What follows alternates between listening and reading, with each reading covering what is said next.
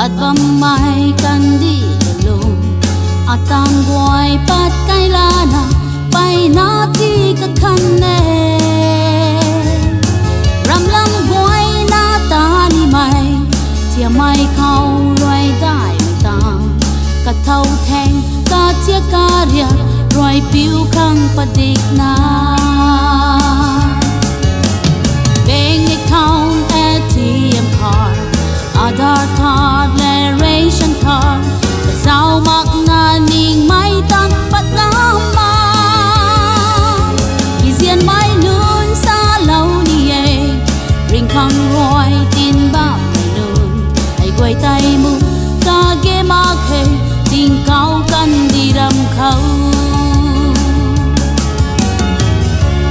tình cao guang ni mai foreign passport visa card hay goi hay xin su dat khang ka ge nai dat la ke indigenous tuang isu nu we nu ma ge mai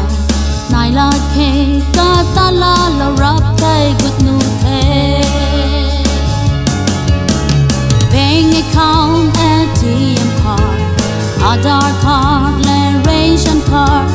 sao mặc na ning mai tan pat na ma kizian mai nun sa lâu ni e ring khang roi tin bao mai nun hay quay tay mu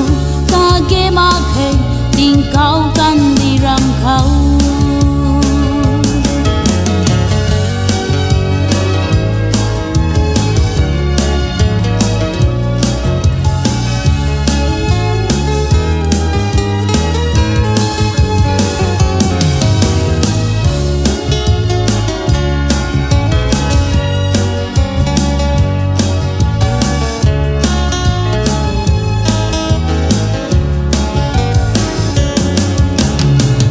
account ATM card Aadhaar card le ration card sao mặc na ning mai tan pat na ma kizian mai nun sa lâu ni e ring khang roi tin ba mai nun ai quay tay mu ta ge ma khe tình cao căn đi ram khâu